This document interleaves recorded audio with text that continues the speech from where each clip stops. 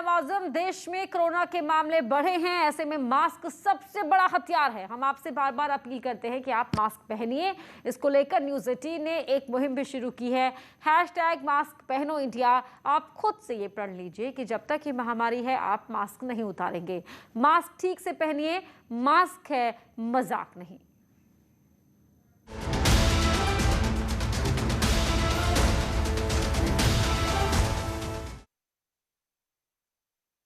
और अब बात करते हैं राष्ट्र नायक वीर सावरकर की, जिन्हें पूर्व प्रधानमंत्री अटल बिहारी वाजपेयी एक व्यक्ति नहीं एक विचार कहते थे।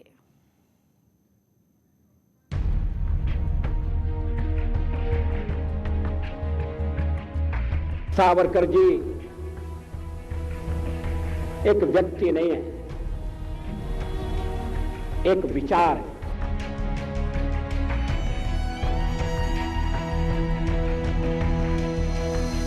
एक चिनगारी नहीं है, एक अंगार है। इस मिट्टी के बने थे जिन्होंने तब हंसते हंसते यातनाएं झेली थी।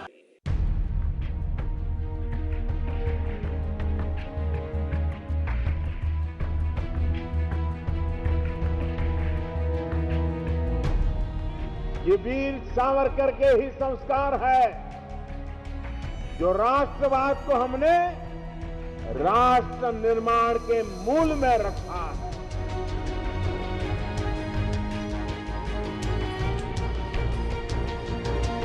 तो व्यक्तिगत रूप से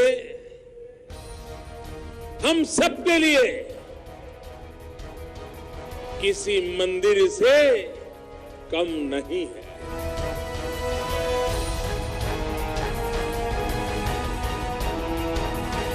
वक्त बदल गया है, जादू सर पर चढ़कर बोल रहा है।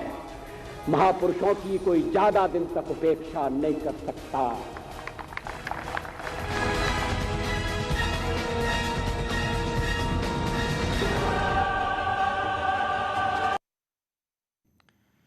हर साल जब 28 मई आती है, देश स्वतंत्रता संग्राम सेनानी क्रांतिकारी विनायक दामोदर सावरकर की जयंती पर उन्हें याद करता है। आजादी की लड़ाई में उनके योगदान की चर्चा होती है। पीएम नरेंद्र मोदी आजादी की लड़ाई के महान सेनानी और प्रखर राष्ट्रभक्त को उन्होंने नमन किया है। सीएम योगी ने भी उनके योगदान को याद किया।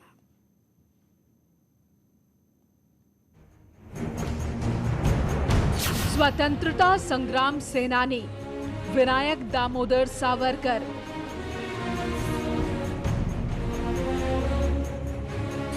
प्रखर राष्ट्रभक्त वीर सावरकर, जिन्होंने देश के लिए अपनी जिंदगी कुर्बान कर दी। विनायक दामोदर सावरकर का जन्म 28 मई 1883 को महाराष्ट्र के नासिक में हुआ था। वीर सावरकर महाराष्ट्र के एक चित्पावन ब्राह्मण परिवार में पैदा हुए थे। देश उनकी 138वीं जयंती मना रहा है।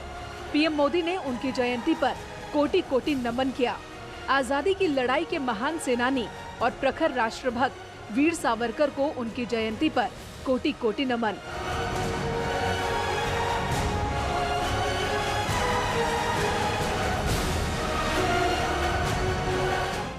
सीएम योगी ने भी ट्वीट कर वीर सावरकर को याद किया। सीएम ने लिखा, मां भारती के अमर सपूत, प्रखर राष्ट्रवादी नेता, महान क्रांतिकारी, ओजस्वी वक्ता, स्वातंत्र वीर विनायक दामोदर सावरकर जी को उनकी जयंती पर कोटिशः नमन। केंद्रीय गृह मंत्री अमित शाह ने ट्वीट किया कि स्वतंत्रता संग्राम के प्रमुख स्तंभ स्वतंत्र वीर सावरकर भारत की अखंडता, संस्कृति के प्रखर समर्थक और जातिवाद के धुर विरोधी थे। सावरकर जी ने अपने अविरल संघर्ष, ओजस्वी वाणी और कालजयी विचारों से जन जन को स्वाधीनता आंदोलन से जुड़ने के लिए प्रेरित किया। उनका संकल्प, साहस अद्भुत था।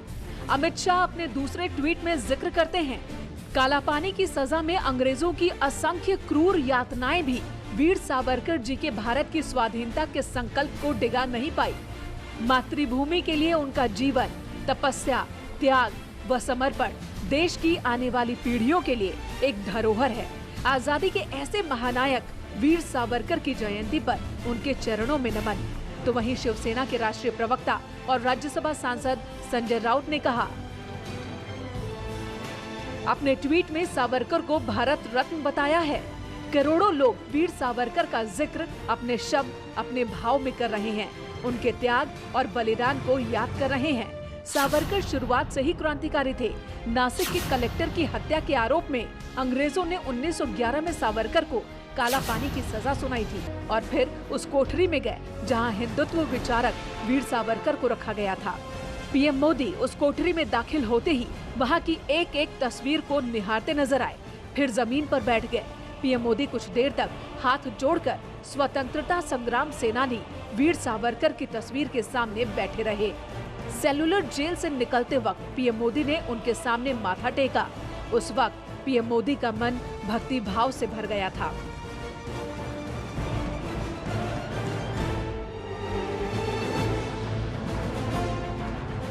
सेल्यूलर जेल के कैंपस में प्रवेश करते ही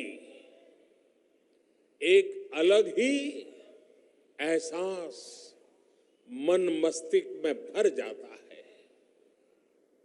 वो लोग न जाने किस मिट्टी के बने थे, जिन्होंने तब हंसते हंसते यातनाएं झेली थी। 1896 से 1906 के बीच बनी सेलुलर जेल को काला पानी के तौर पर भी जाना जाता है। इस जेल में स्वतंत्रता संग्राम के दौरान फजल हक खैराबादी, योगेंद्र शुक्ला, बटुकेश्वर दत्त और सचिंद्र नाथ सान्याल समेत कई नेताओं को रखा गया था। ये जेल आज भी वीर सावरकर के साथ हुई यातनाओं की कहानी सुनाता है। सेल्यूलर जेल के कैंपस में चलते हुए ऐसा अनुभव होता है कि भारत मां के वीर सपूत समंदर की लहरों पर अपने खून पसीने से भारत मां की जय लिख रहे हैं। वे पल पल, तिल तिल अपने आप को जला रहे हैं, अपनी जिंदगी जला रहे हैं, ताकि आजादी की रोशनी प्रकट हो। वीर सावरकर ने न सिर्फ देश के लिए त्याग किया था, बल्कि देश में हुए स्वतंत्रता संग्राम के इतिहास को भी सहेज कर रखा था। भारत की आजादी का पहला बड़ा आंदोलन 1857 में हुआ था। इस आंदोलन को भारत के पहले स्वतंत्रता संग्राम के तौर पर दर्ज करने का श्रेय भी विनायक दामोदर सावरकर को जाता है, जिन्होंने 1909 में एक किताब लिखी। इसका नाम था the Indian war of independence 1857। इसी किताब ने 1857 की लड़ाई को भारत का पहला स्वतंत्रता संग्राम घोषित किया था।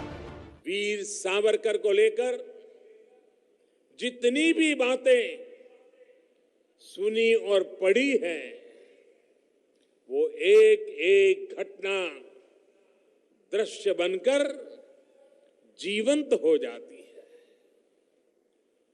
वो कोठरियां जहां वीर सावरकर, बाबा भान सिंह, महावीर सिंह, इंदुभूषण रॉय जैसे सैकड़ों हजारों महान क्रांतिवीरों को यातनाएं दी गई, जहां पर उन्होंने इतने वर्ष बिताए,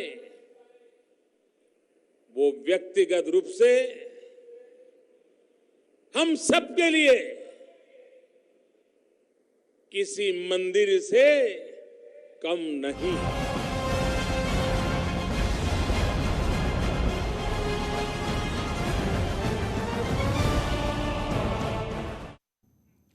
वीर सावरकर को लेकर विपक्ष तंज कसता है। सावरकर की वीरता पर राजनीतिक रुख के कारण चंद लोग भले ही प्रश्न चिन्ह लगाते रहे हों, लेकिन आधुनिक भारत के नजरिए और उसकी बनावट में उनके उस योगदान को नहीं भुलाया जा सकता जिसका जिक्र कभी नहीं किया गया, या फिर इतिहास की किताबों से वो पन्ने बड़े ही शातिराना अंदाज में गायब कर दिए गए।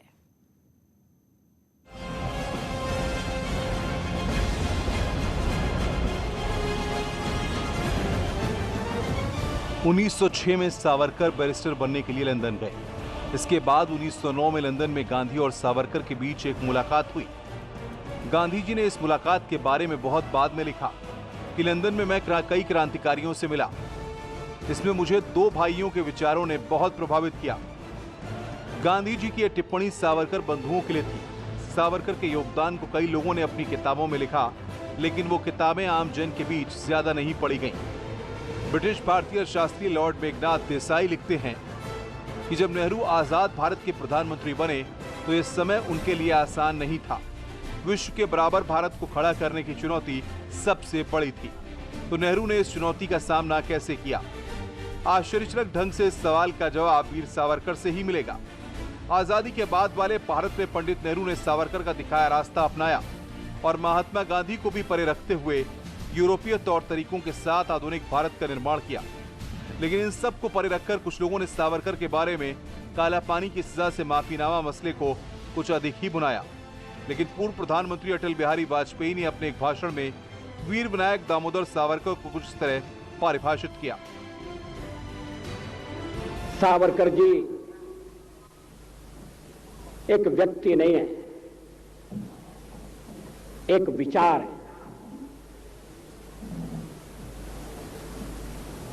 एक चिनगारी नहीं है, एक अंगार है।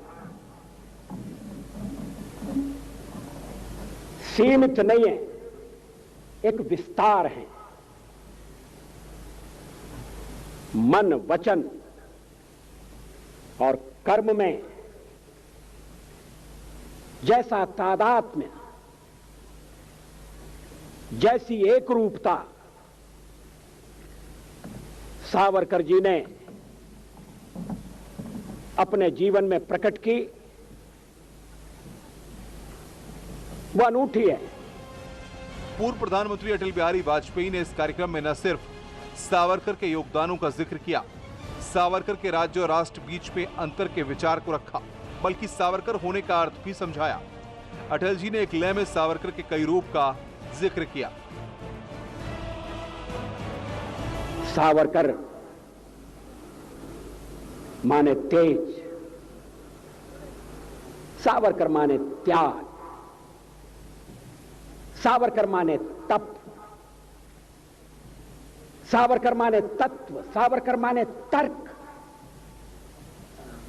सावरकर माने तारुण्य, सावरकर माने तीर, सावरकर माने तलवार, सावरकर माने तिलमिलाहट, सागरा प्राण तड़मड़ला, तलमड़ाती हुई आत्मा,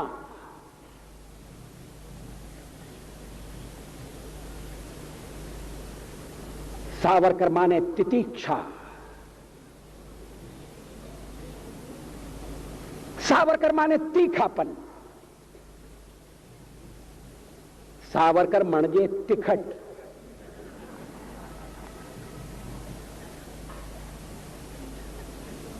कैसा बहुरंगी व्यक्तित्व,